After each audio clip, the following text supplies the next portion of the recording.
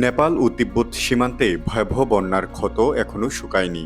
স্বজন হারানোর কান্না, ধ্বংসস্তূপে পরিণত হওয়া জনপদ আর নিখোঁজ মানুষদের ফিরে পাওয়ার অপেক্ষা, সবকিছু মিলিয়ে ভারী হয়ে আছে সীমান্তের বাতাস।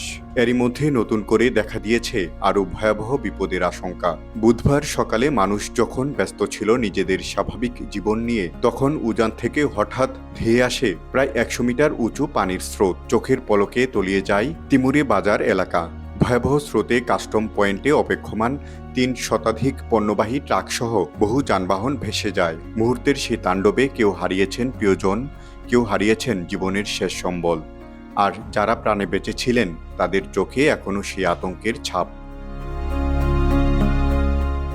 কিন্তু সবচেয়ে বড় বিষয়, বিপদ এখনও কাটেনি।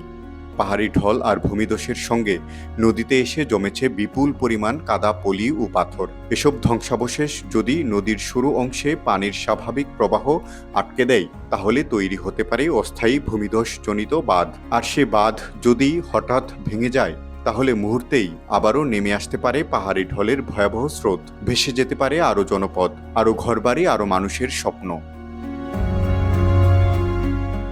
আন্তর্জাতিক সমন্বিত পার্বত্য উন্নয়ন কেন্দ্র ICIODর বিশেষজ্ঞরা ত্রিশালী নদীর শুরু অংশগুলোতে ধ্বংসাবশেষ জমে পানির প্রবাহ কোথাও আটকে গেছে কিনা তা খতিয়ে দেখছেন। প্রকৃতির এই নীরব হুমকি হয়তো চোখে দেখা যাচ্ছে না, কিন্তু পাহাড়ের বুকের ভেতরে জমে থাকা মাটি আর পাথরের স্তূপই হয়ে উঠতে পারে পরবর্তী বিপর্যয়ের কারণ। একবার বন্যার ধাক্কায় বিধ্বস্ত হয়েছে মানুষ, প্রিয়জন হারানোর কষ্ট এখনও কাটেনি। ধ্বংসস্তূপের নিচে এখনও হয়তো কেউ অপেক্ষা করছেন উদ্ধারের জন্য। তার মধ্যেই দ্বিতীয় দফা বিপর্যয়ের আশঙ্কা যেন নতুন আতঙ্কের জন্ম দিয়েছে। নেপাল ও তিব্বত সীমান্তে তাই এখন প্রতি মুহূর্ত গুরুত্বপূর্ণ।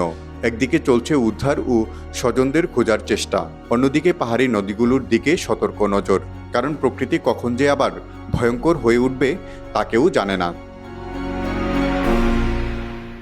তারিকুল ইসলাম, ব্রেকিং নিউজ।